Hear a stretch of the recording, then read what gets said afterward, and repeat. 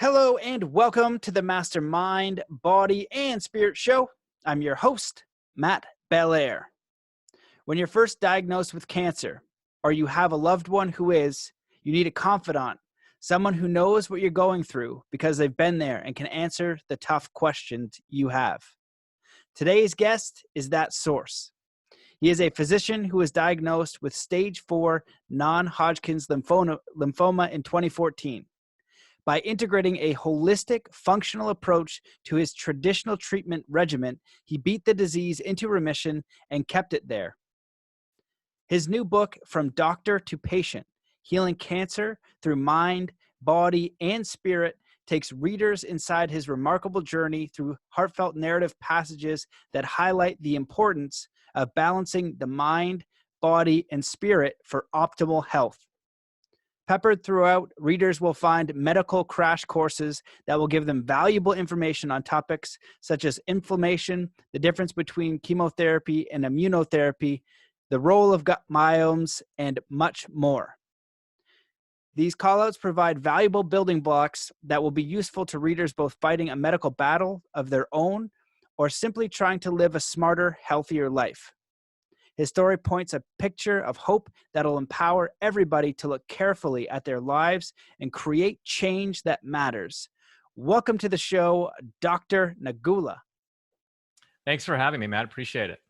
Yeah, I'm happy you're here. I read there's actually a longer bio that they sent me, and your whole entire story is incredibly fascinating. And I'm so excited to have you on because this topic is obviously something that affects millions of people. It would be absolutely terrifying to receive a diagnosis like that. And I'm just happy to have you on to share your story and your experience as somebody who is an actual physician, a medical doctor, but also looking at holistic ways of healing disease and looking at disease in general. So I feel like your input is going to be invaluable. And so can you just share a little bit about your background and some of how you got to where you are today and to writing the book and all the amazing things you've been through so far? So a lot of my story unfolded and changed. It was a big 180-degree change right before I got the diagnosis in 2014. So I had exited my medical practice at the end of 2012 and was turning a new chapter into my life. I had just gotten married. I was ready to start a family with my wife, and things were looking really well for me for the first time in many years. Prior to that, I'd gone to the rigors of starting a medical practice from the ground up, from scratch, growing it, and having to see a lot of patients and oversee the administration perspective of the entire practice. You know, the accounting, the billing, the marketing. Everything that you can imagine goes into business. I was overseeing that, partaking in it, and also seeing patients at the same time. So it was a lot of stress that was involved right before I exited my practice. So that 1 year that I was off, and I was just really ready to live life to the fullest for the first time. And it was when I went to the doctor's office at the end of the year, I was actually, it was a first physical that I had in many years. And I was complaining that I had these bumps that was on my neck, and I was feeling totally fine. I didn't have any issues with fatigue or any discomfort anywhere. I was just living my life as happy as could be. I thought it was some kind of a cyst that was on my neck. And when I went to the doctor's office, I basically asked, I was like, this is the issue that's going on right now. Can you take a look at it? It might need to be referred to a dermatologist to get it removed.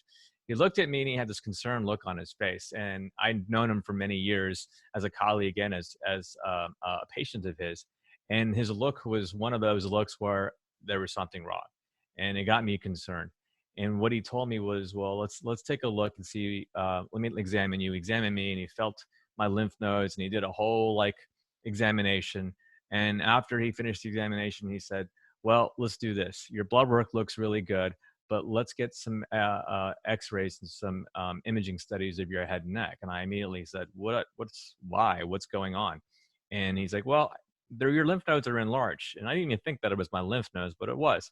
And he says that we know that if the lymph nodes are large, there could be large because of a couple of things. You're going through a inflammatory reaction, your immune system is working hard, or, this could be something that could be cancer related. That's when things were really a little scary for me when he said that cancer. So he got a CAT scan of my head and neck, and then I came back a few weeks later, and it was at that point when he said to me, he goes, "Your lymph nodes are completely enlarged." I took a look at the scans, and my lymph nodes from my head and neck all the way down into my armpit were just extremely enlarged. To give you a frame of reference, most lymph nodes are between 1 and 2 millimeters. My lymph nodes at the time was like 1 to 2 centimeters, so it was really, really enlarged. Even though I was feeling fine at the time, he told me, he said, "We need to send you to an oncologist for a further workup." And when I went to the oncologist offices, I didn't even know why I was going. I was like, I feel fine, I feel great, but I understand as a doctor and as a patient, that's what I needed to do. That was the best next step.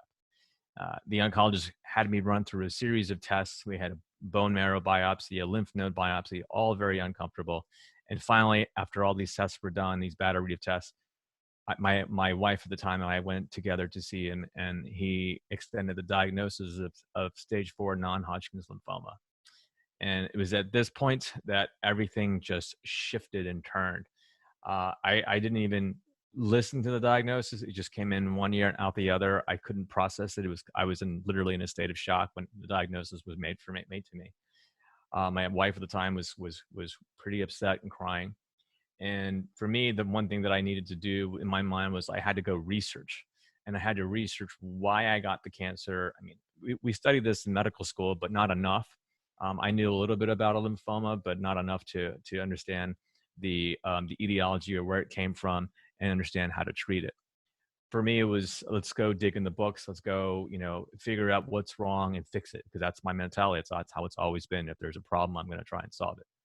In this specific case, I was reading a ton. And what came to mind, what I discovered was that it was my own doing, my own lifestyle that was the cause of all this problem. It wasn't a genetic disease. It wasn't something that was handed to me from my parents. It was basically my lifestyle that contributed to me developing stage 4 non-Hodgkin's lymphoma. So I had to research this, and I went to a few other specialists for a second opinion. And it's funny because this first doctor, was a private doctor in the community of where I was living, and he wanted to start me on the most aggressive form of chemotherapy. And I was like, "Whoa, wait, let me just think about this and do some research." I go to two academic institutions, Sloan Kettering in New York and Mayo Clinic in Florida, and both physicians at these institutions told me that I did not have to have, at this time, the most aggressive form of treatment, which is the chemo that they were wanting me to push on me.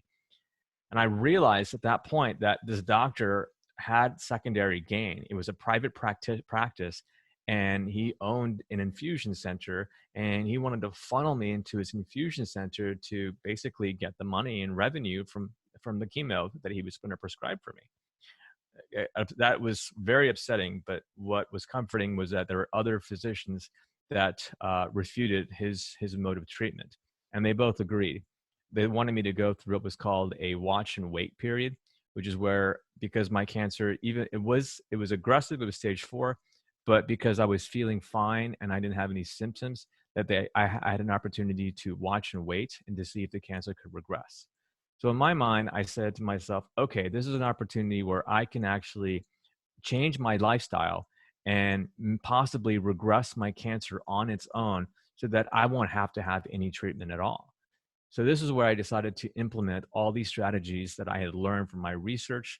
And at the time, I was going back into school to study integrative medicine under Dr. Andy Weil at University of Arizona. And with all the strategies that they were teaching with my research, I was armed to basically figure out ways and strategies to employ for myself to have my cancer regress. So the first thing that I did was to change my diet. And that was the most important thing, and that I had to change, because cancer feeds off of sugar.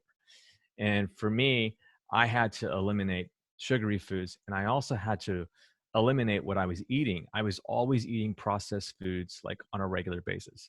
McDonald's was something that I knew that was unhealthy, but for me, the step up that I felt that was healthier was Subway. It had a little bit more vegetables. It had a little bit more nutrients in my mind, but I didn't even think that there was just something that was bad for me because I never learned about nutrition in medical school. They don't teach you anything about nutrition. So for me, it was like, okay, I need something quick and fast. So this is what I'm going to do is go eat at a fast casual restaurant or a fast food restaurant. So this is how I was living my life, the typical standard American diet that consumed of processed food and refined sugars. That was a staple of my diet. So I had to change it. So eliminating all the sugars in my so that the cancer cells could not grow. Give me a chance at least by controlling the diet. And the other thing that I was doing was I had to switch into an organic diet, and I had to eat more vegetables and fruits. Vegetables and fruits, as I learned, had a lot of phytonutrients and a lot of things that could help with reducing inflammation and provide the necessary nutrients for my body. Last time I ate vegetables was like when I was in high school, eating my mom's like home cooking. And it's ridiculous. And it's really sad to admit as a physician, that's the last time I ate vegetables and fruits. And so it was just, that was the hardest transition for me, was to change my diet because my body wasn't used to it. But I was like, I literally had a gun to my head and I was like, I have to change now. So I did.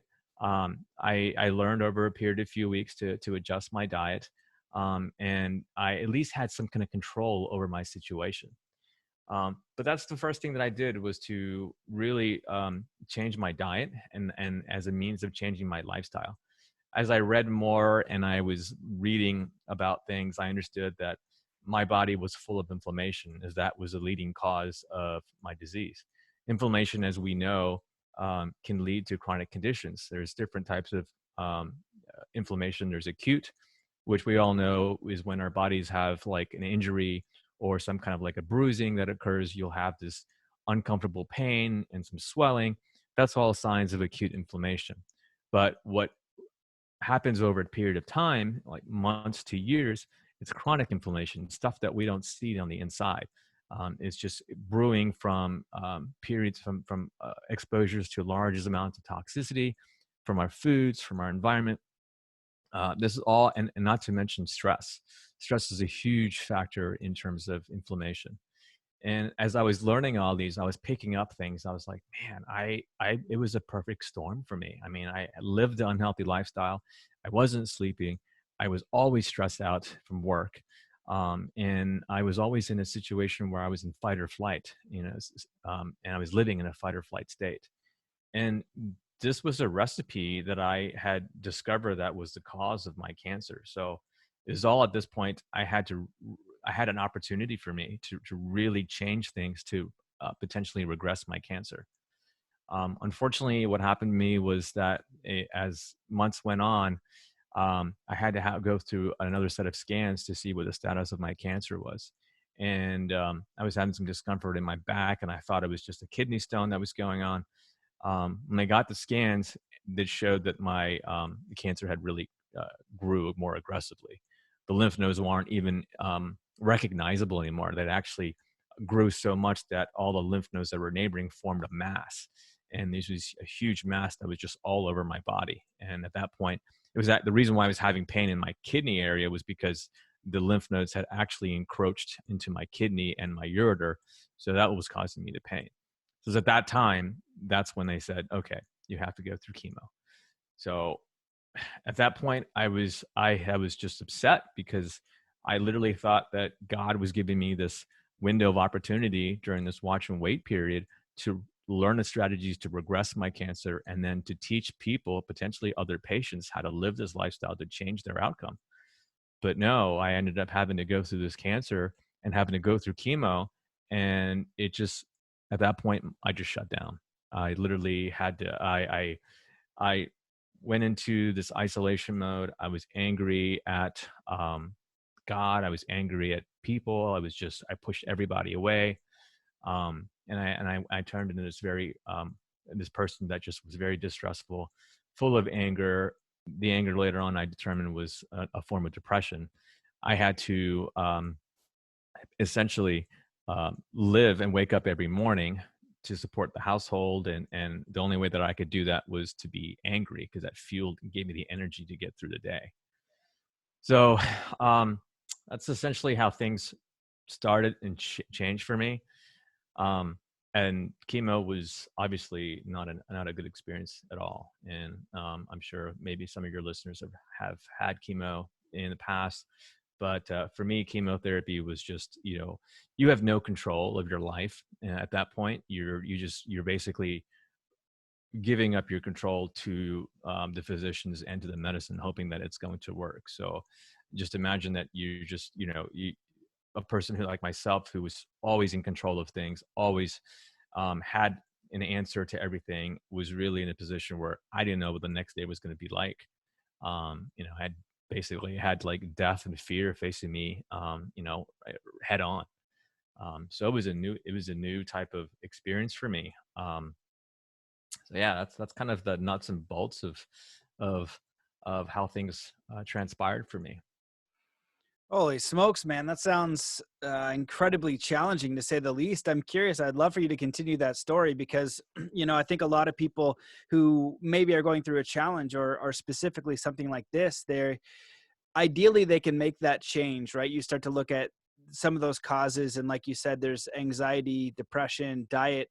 I've had many guests on that discover new diets, and they say, I was living the American diet thinking that that was the thing, and realizing not understanding that it was an awful diet, and so how beneficial a positive diet is. So when you switch that, you hope to get a result, and you do that, and it can be very hard for people to change because sugar and all that kind of stuff is addicting, and it's also easy, and it's what and it's all of those different things, so it's hard to shift. So you shift those things, then you have to go do chemo. And so how did you get through that part to continue on the path of recovery and using Western medicine with the things that you were learning? Right. So it was a challenge going through the process because things actually got worse before it got better. And for me, as I was shutting down and was pushing people away, pushing my family, pushing my friends, and I was also losing contact from people that I knew. But I also started to understand who my real friends were and who were just people who were just acquaintances. So that was clear to me at that point. But as my relationship with my ex-wife, my wife at the time, ex now, started to really grow apart, that put a strain on the marriage and relationship and on me. She actually ended up leaving during my treatment course, and so I remember going to chemotherapy by myself and having to come back because I didn't have anyone to take me to and from. So that was a bit hard, but at the same time, it was something that I had to go through. Chemo itself was it wasn't the type of chemo where you would lose your hair. It was more of a buildup over a period of time. I was feeling fatigued a lot, and I remember my mailbox was, I don't know, maybe 20 yards from my house or so, and I remember just walking to the mailbox, and I was so short of breath, and I literally had to pause for 10 minutes before I had enough energy to walk back into my house, and that's how bad it took a toll on my body. I was supposed to go through 6 courses of chemo, one a month, and the after the fifth course, they said that I my immune system was pretty shot, that I couldn't stand another course of chemotherapy, so they stopped it at 5. And it was so bad that if I had contracted a cold or a flu or a virus, it would have probably set me into a stage where I would have been able to recover from that. But at that point, I ended up having a rescan, re-imaging studies, and they were determined after my fifth cycle of chemoimmunotherapy that I was clean, and so I went into remission.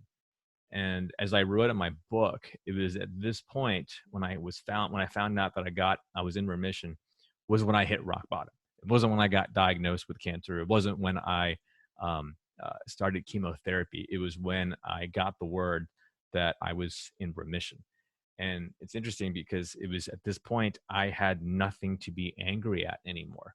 I was Anger was what I was living to fuel myself on a daily basis. And the cancer had consumed my life. And I wasn't working at the time. So I had nothing to live except for the cancer. It was my life inside and out. I mean, 24/7. So when they told me the news that I was briefly like elated, but at the same point, I was like, well, who am I going to share this with? My wife at the time, we separated, she left. It was me, and I didn't have any close friends that lived near me. My family was far away. I was living in Florida at the time, and they were up in the DC area. My brothers were in New York. So it wasn't like I had immediate family and friends to really to help me get over this. So the at that point, that's when I felt like I hit rock bottom. It was really, it was just the loneliness was really so resonating at that time. It's all I felt, and then my health was obviously such in a horrible state because I had just gone through 6 months or 5 months of chemo. So I really figured I didn't know what else to do, and that at that point, the next transition change occurred when I went into the grocery store and I ended up meeting and bumping into my personal trainer who was training with me for a while before I got sick.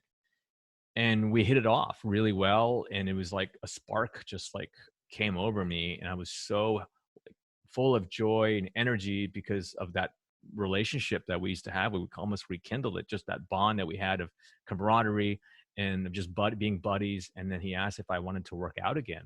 My doctors had cleared me to do whatever I wanted to do within reason. So I felt like, yeah, let's start working out. And it was this process of working out where and bonding with him that really sparked the feel good hormones in my system to circulate more. And I started to feel more alive. I started to feel more happy and motivated. And I started to eat well. I started to go back to these changes that I had made during that watch and wait period right before I got told that I needed to start chemo. And because I knew that it was just something that I had to follow because it was to keep me healthy and to optimize my well-being. So this was all about this is the beginning of where all the changes took place, is right at that point after I started to work out and really bond with my personal trainer. Wow. Okay. Well, that's interesting. You in the book, I've seen some of the chapters and what you've written about, and one of the themes is basically the mind body spirit connection. And some of the stuff you're talking about is this way of life that you had before, and how that shifted a little bit.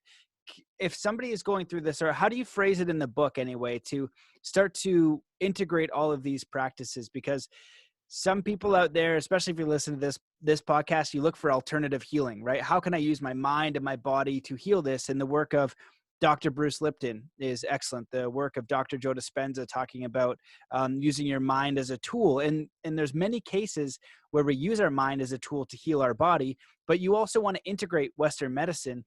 But then the challenge, the thing that I've seen out there too, which is really causes distrust, is you said you went to the doctor and then he has a financial interest to give you this therapy. And so obviously that makes people who look into that very suspicious, because that's a terrible, terrible thing.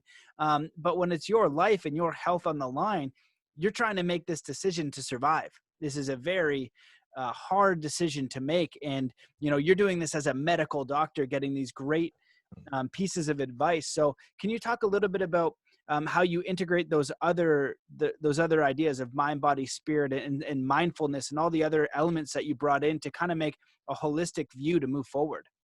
Yeah. So it was for me at that point. Well, I was I was learning about these modalities as I was learning them from my integrative fellowship.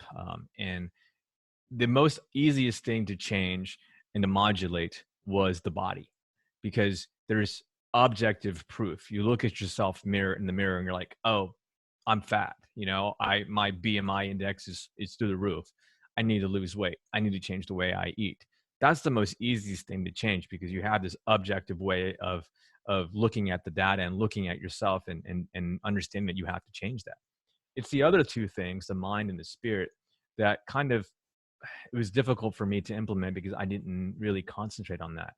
And what I did not do, which I wish I did, was to go to a physician, an integrative physician, and basically have that person guide me through all these modalities that are out there. I had to learn over many years what these modalities were that ultimately helped heal me and keep me in remission. So for me, the body was one thing that I was working on. And I think I had that down pat. It was really modifying my diet, and as I mentioned before, it was eating a really clean diet, really being strict in terms of what I put into my body, no processed foods, minimal sugars, if anything, eating really organic stuff. And the whole idea was to really cut down on inflammation. And what I didn't know was that there were other components that I didn't address, and the mind was one of them. And in this specific case, my mind, the way my mind always worked, was that I didn't know how to live in the moment.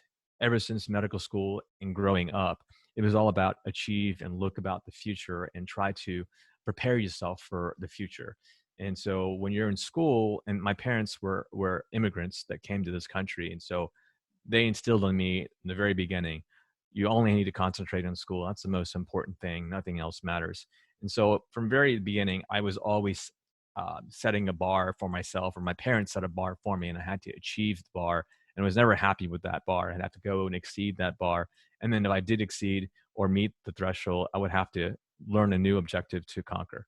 So that was my story. And for me, it was understanding that the mind component was not about worrying about the future, not having anxieties of the future, and reflecting on the past, and reflecting on things like what if I had done this differently, and having regrets, because that's how I lived my life. I never understood living in the moment.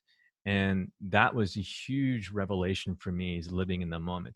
And what really allowed me to help, it was to really start learning exercises, mindfulness, and mind body exercises. Mindfulness is defined as moment to moment awareness that's non-judgmental.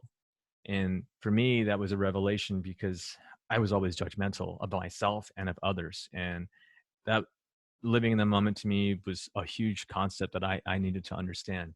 What allowed me to do that was through the form of meditation and through breathing exercises, in which I still practice today. And I feel that is the best way to really understand how to live and be in the moment. And when we're living in the moment, there's no worry, there's no anxiety, because we're here in the now. We don't have any worries about the future. We don't have any worries or regrets about the past. It's all about the now. There is none of that in the now. And additionally, I also learned that I was always in a state of fight or flight.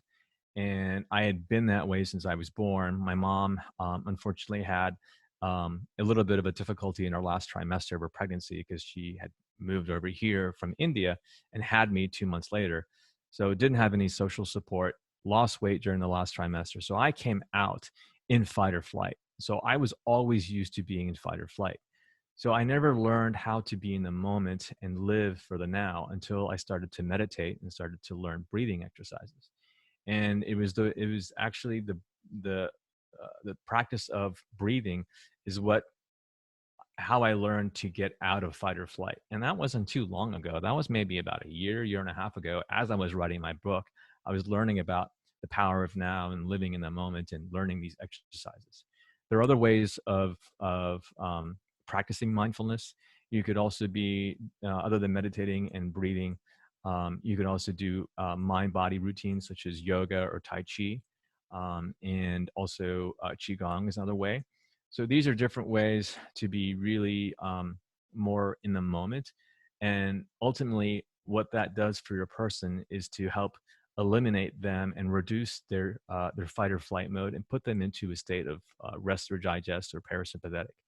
And it's important to be in the latter stage, the parasympathetic, is because that's a condition where our body is in a less inflammatory state.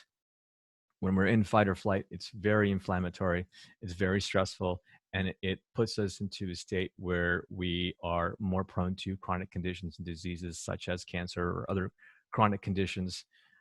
However, if you're more in a state of rest and digest, that is the opposite, and that eliminates the potential or mitigates the potential of being in a state where you're developing into a chronic disease or cancer. So these are things that I recently learned and I practice. My favorite thing that I like to practice is sound meditation. I find that that's extremely effective. There's different forms of sound meditation. You could do a sound bath, which is actually someone playing either a gong and you're just basically laying down and either having the sound of the gong and the vibration of the gong wash over you. There's other things that are like the Tibetan bowls, the crystal bowls that can be played. And the whole idea of this, there's the third one, which is what I use, is binaural beats. And the whole idea is that these frequencies that are emitted by these different instruments actually change the brain waves that are in your brain to a frequency that's more familiar with resting and like a meditative state. For example, if you're listening to binaural beats, the way that works is that if you listen to on a headset, there's a specific frequency in your left ear and there's another frequency in your right ear. Your brain can't understand the two different frequencies, so it cancels the frequencies out. And so by doing that, you're listening to a frequency that can be modulated into an alpha or a delta or a theta waves. And each one of these different waveforms is a relaxed state. One is in a meditative state. One is in a state where we're like, it mimics deep sleep. And another state is where we're almost into like a REM state pattern. All of these are relaxation because we're able to get out of that fight or flight mode. And to me, it's the poor man's way of meditating. You don't necessarily have to sit there and think of a mantra or be quiet, because these sounds will actually put your mind into a meditative state, and you'll reap the benefits quickly, and you'll feel more energized later. So that's how I've learned about the mind and the power of the mind and how to calm the mind. Then the last part is really the spirit, how I developed my spirituality. And I grew up in a religious household, but I never really paid attention. I was just like, I'm just wait till I'm get out of high school, and I'm not really going to really be concerned much about religion. And unfortunately, when I had cancer, I was upset with God, and I just really practice any kind of reverence or any conversations that I had with God. They no longer existed. But I started to really research my book, and I determined that the missing component after the mind was the spirit. It's like my spirit was so shot, and I didn't understand that that was a component that needed healing to optimize well-being. For me, how I really understood spirituality or had my spiritual awakening was actually through psychedelic medicines.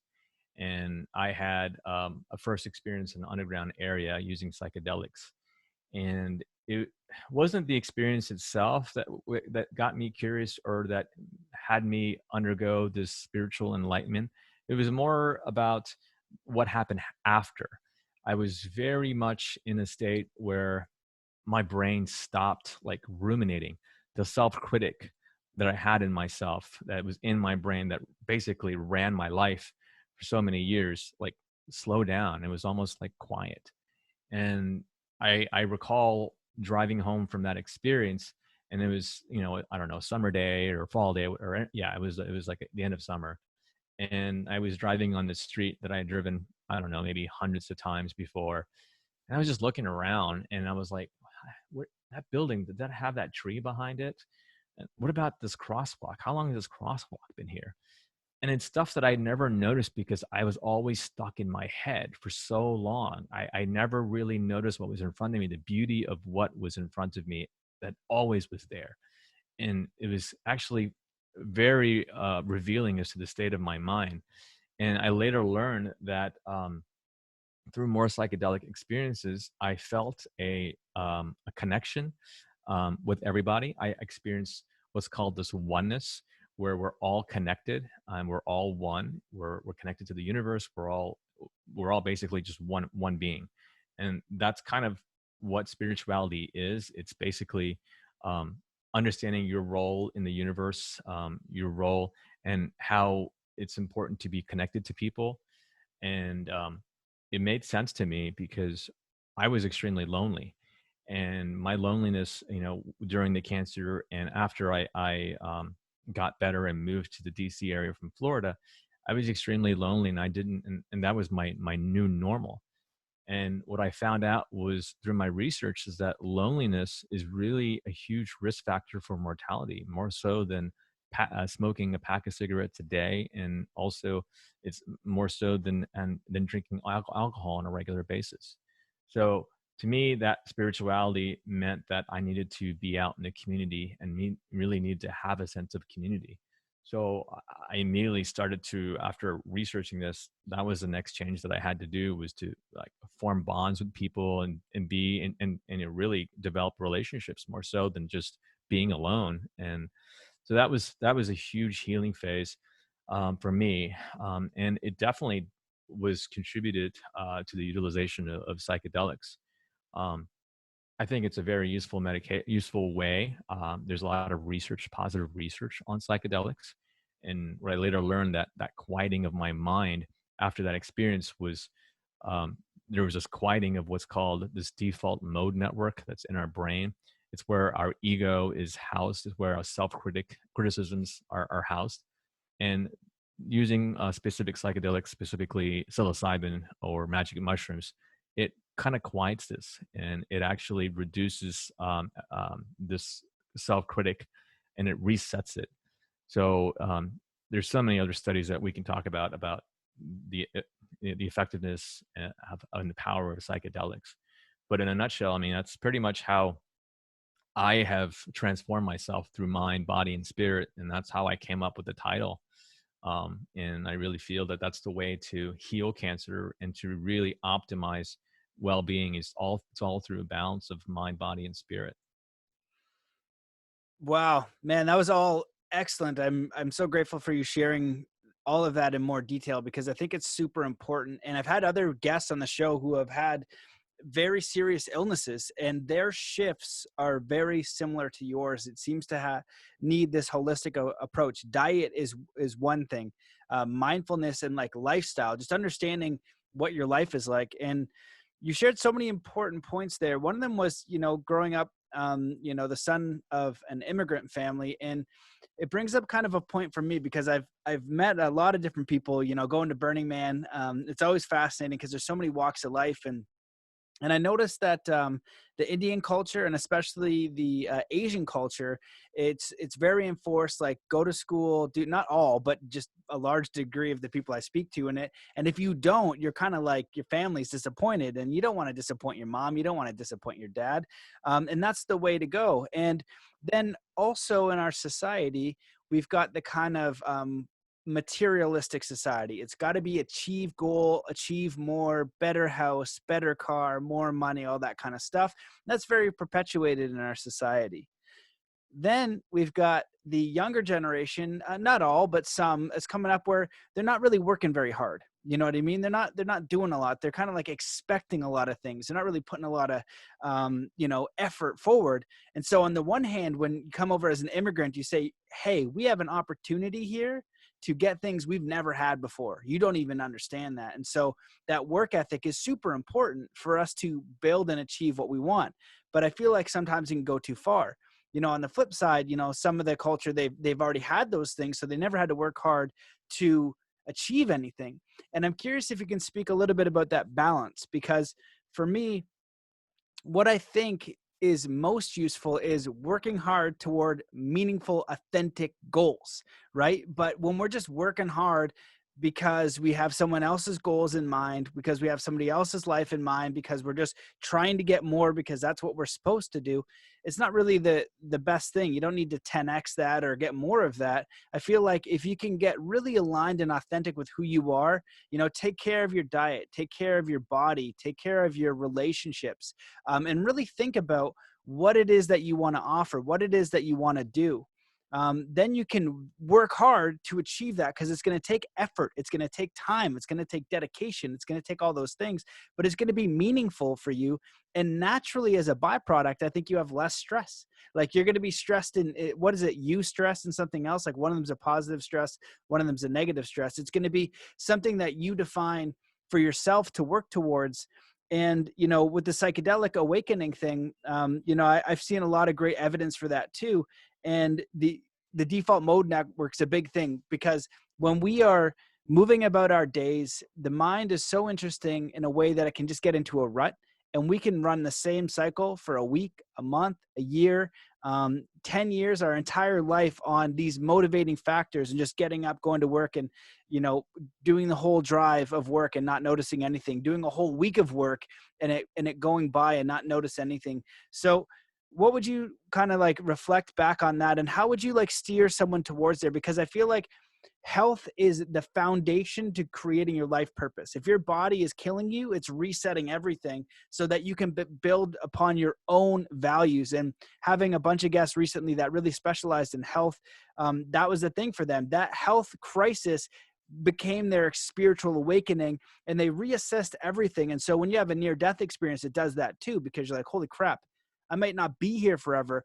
What am I doing? What's most important to me? How do I get rid of all this stuff that's not serving me and move a little bit more towards things that are more aligned with who I am? And so maybe you can comment on all that. Yeah, it's really interesting. I think you have to dissect that a little bit and understand that if you're in a situation and you're living life in a constant state of stress, that is something that you need to modulate ASAP. And I can't stress that anymore. And I did not know what that was like until I started to understand and realize that I was living trauma that was not necessarily passed on through my parents, but because of I was experiencing trauma in utero, and I was constantly in a state of fight or flight. And this was what set my stage to be in chronic inflammation, which led to cancer. So any additional stress that was placed on my body, such as eating a bad diet, in this case, eating the standard American diet, being in a state where I was depressed, being in a state where I was lonely. And we're not talking about loneliness as in like, okay, you can remedy that by being with 20 people or at a party. It's about connection, so I never felt connected with anybody. And that was another contributory thing to feeding my cancer. And the whole point is that you really need to enjoy what you're doing. A teacher told me one time is like, if you have a scale of stress from 1 to 10, 1 being no stress and 10 being a very stress, what do you rate a person who is a professional NBA player? What type of number would you think that they're in? Intuitively, I'm like, well, because this is how I relate it to myself. I'm like, they must be at a high level of stress, because they're performing at a high level. And no, in fact, this was an eye opener for me. They're not stressed. They're enjoying what they're doing. Their stress levels are a 1 or a 2. And they're able to perform at such a high peak because they're at a very low level stress rate. And I think that's really important. I think we need to assess ourselves and understand that we don't need to live a life where we're in a constant state of stress or in fight or flight. If you are able to modulate that or have a means of understanding that you are in a state of fight or flight, then you can quickly determine things to counteract that. And that's why I like wearing wearables. Like I always measure my heart rate variability, and heart rate variability is in essence a measurement of the resilience of your stress levels. So for layman's terms, to try to explain it to you really easy, there's a rating on a scale of 0, and the ceiling, there is no ceiling in a numerical scale. So your HRV, if it's low, that means you're predominantly in fight or flight or sympathetic. If it's higher, that means you're more in the parasympathetic state. Before I started the work of psychedelics and understanding what my body was doing, I was at an HRV level of like 10, 15, even 20 at the tops, which is horrible. And I've been working on hacking my body where I'm understanding to live in more of a rest or digest state and not be in so much fight or flight. So last night, my HRV overnight was 60, which is a pretty good day for me.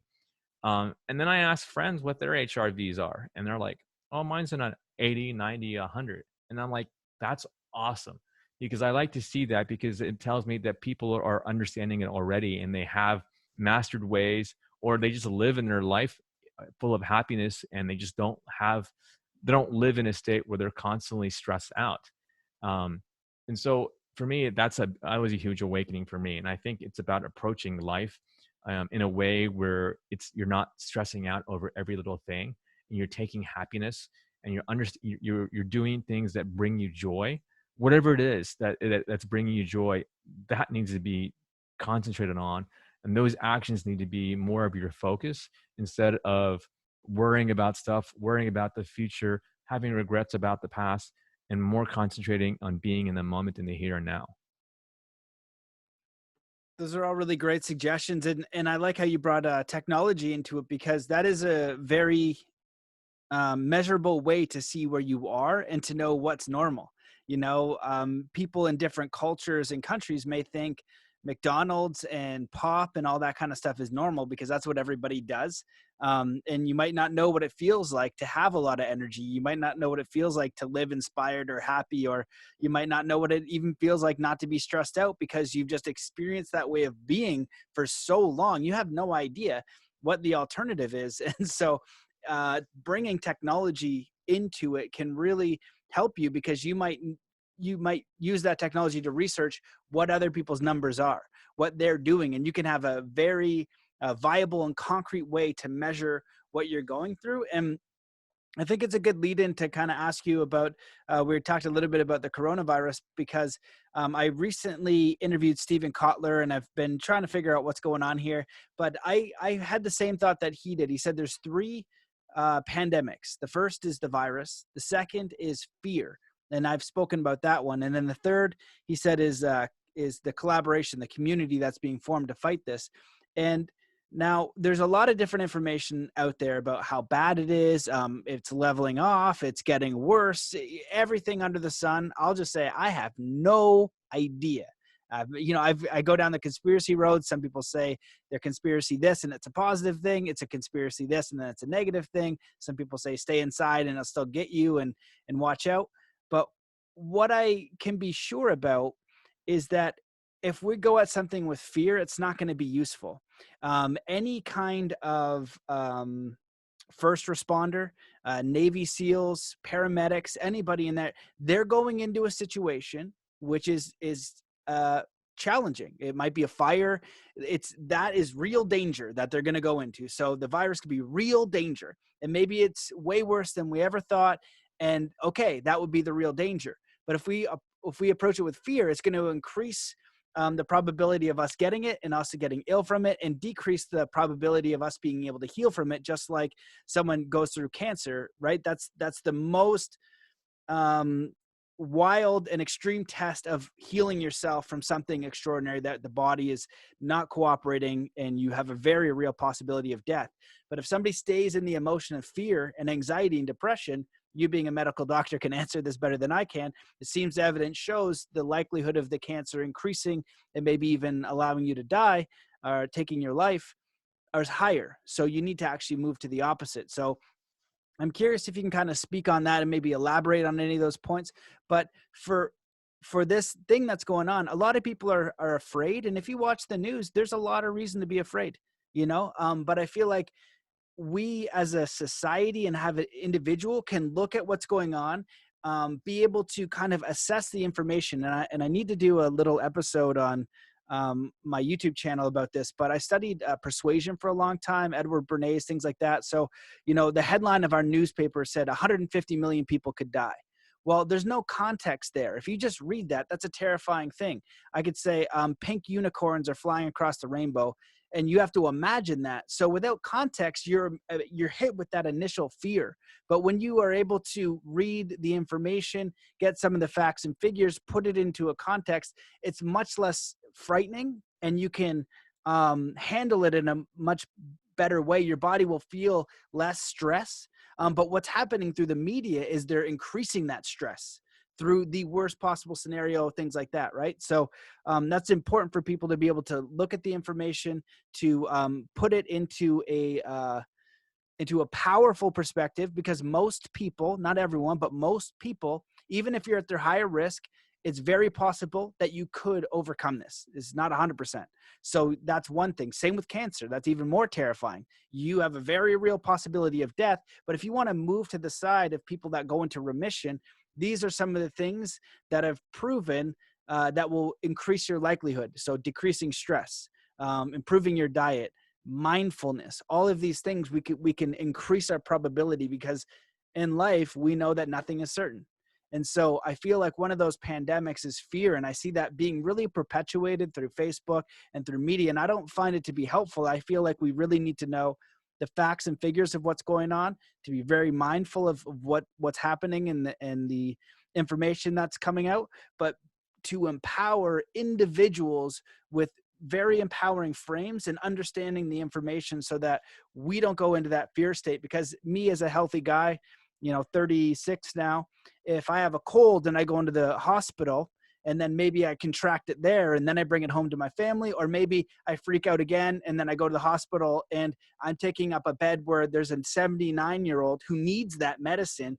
They need me to be strong. They need me to not freak out, to look at what the symptoms are, to heal myself, to be in my empowerment. But then if it gets to a level where I now understand, whoa, I need a hospital because I can't breathe, then I go and do that. But to have that firm understanding. So I said a lot of words to try to draw out that scenario, because I'm curious how you feel about this. And as somebody who's gone through something that is much more terrifying than the coronavirus, because the mortality rate on cancer is much higher, and you're dealing with that over a duration of time. So you're able to go through a longer version of what people are experiencing, a micro version, but that same intensity of fear, because they're like, oh, if I get it, will I die? It's a very terrifying thing. And so, yeah, please share your thoughts.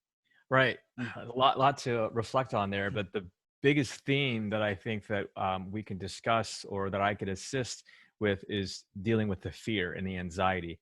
It is the same concept as having the fear and anxiety when dealing with cancer and dealing with a specific virus, because in actuality, it all is a reflection and stress on our immune system. So all the modalities that we discuss in terms of healing the mind, body, and spirit can be applicable to today's scenario, where we're trying to boost our immune system to fight the virus. If we don't have an optimal immune system, we will be susceptible to the virus.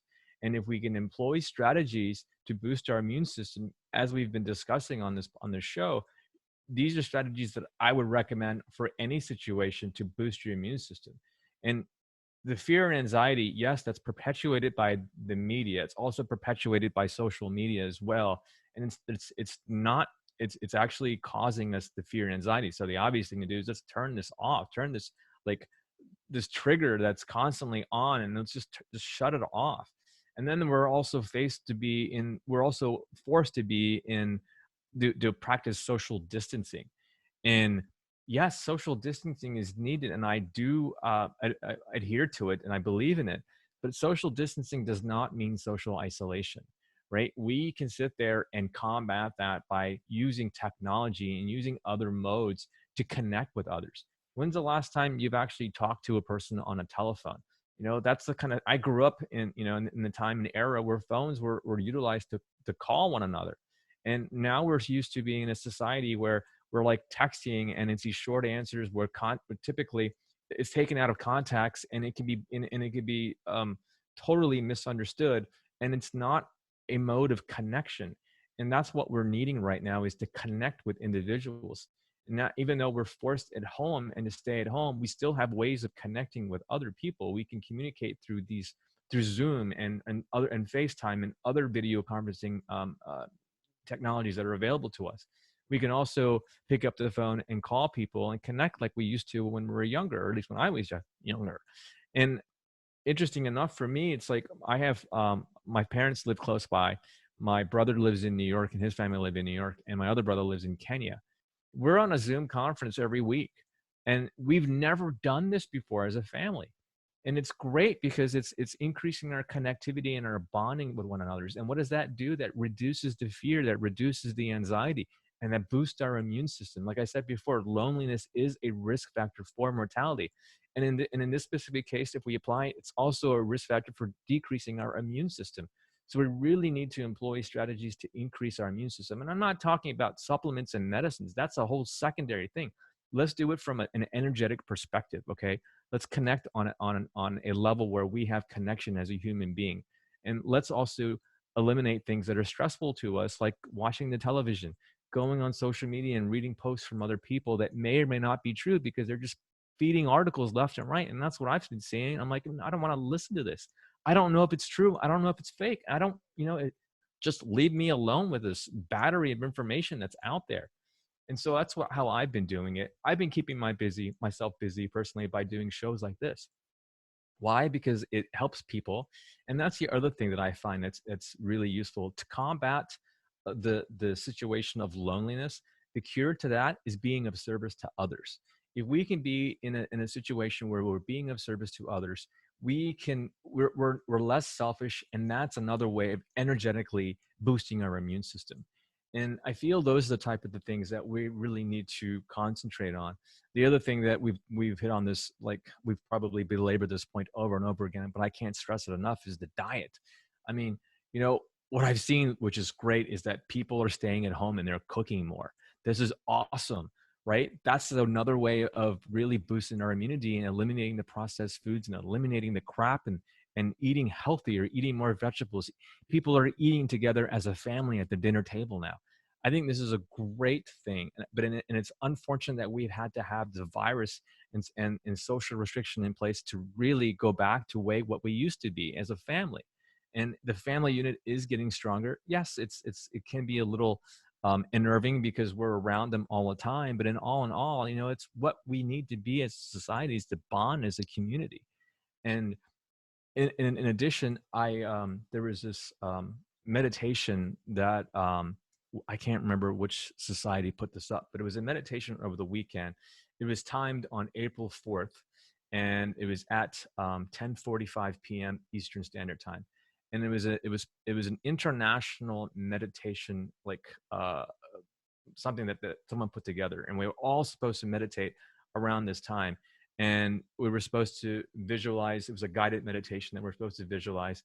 And the power of it was, the theory was, if we had enough people that meditated at the same time, I don't remember what the threshold was, but it was some, few 100,000 people, or whatever it was. But the threshold, once it's reached, it can have an impact and a change on illness, on things that are around us. Now, you can believe it or not, but what's interesting is that Saturday, when that meditation occurred, Monday was the first day that we started to see a flattening of this curve, right? We started to see a decrease in the number of cases that were going into the hospitals, specifically in New York. And we started to see like places like in China, I think they reported they didn't have a death that occurred overnight. And that was the first time ever. So whether or not this meditation had an effect, I don't know, but I'd like to think so. And it's things like this that we can elevate the collective energy and the vibration of ourselves and the people around us. And that then is another way of energetically boosting our immune system. So these are strategies and things that I feel that's important, rather than taking a pill or an antibiotic.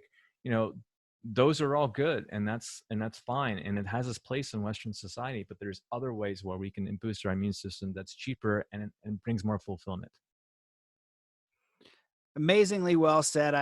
I love how you put all that with such practical information, but also really good frames around all of it. I've definitely seen a lot of research. I've had a lot of research on the unified field. I don't know if it's true, but I've seen some very interesting experience. I had Roger Nelson on from the global, I think it's Global Consciousness Institute, one of those. Roger Nelson, he's a really interesting guy. And so there is some studies and information out there about the group field and the coherence.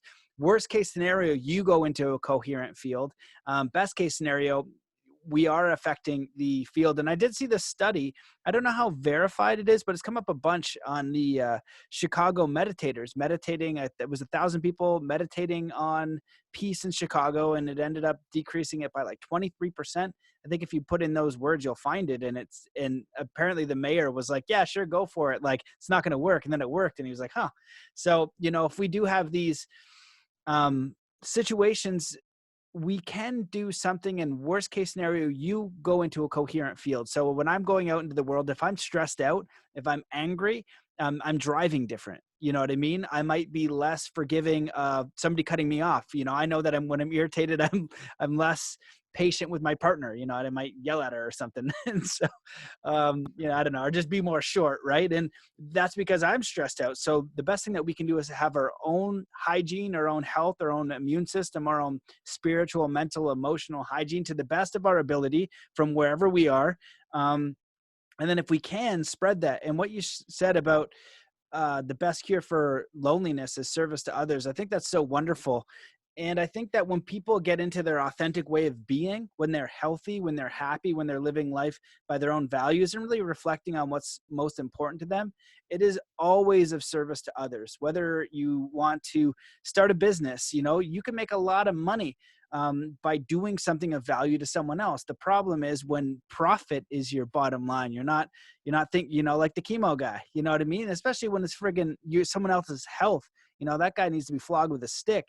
You know, that's where people are skeptical. But when an individual can think about who they are, how they want to contribute, they should be super successful in business because they're contributing a lot of things, you know, to the world. And I think that that's what's kind of upside down in our world right now, and kind of coming to light is looking at our financial system, you know, looking at the owners of the banks, looking at these big corporations that might not be putting the planet first, they might not be putting people first, and just saying, hey, we need some sort of um, I don't know about regulations, but even if it's like cultural understanding that we've got to really honor our planet, we've got to honor our brothers and sisters, we've got to honor people in all cultures. It's not okay just because they don't live near us to exploit human labor. You know, we need to set up food, water, education for all people, and that's kind of one of the things I put on Facebook. There was like, you know, no one's really cared that 9.1 million people have been dying of starvation each year. You know, we need to look at this as a global humanity. And when you shared about your family coming together, I think that's a beautiful thing.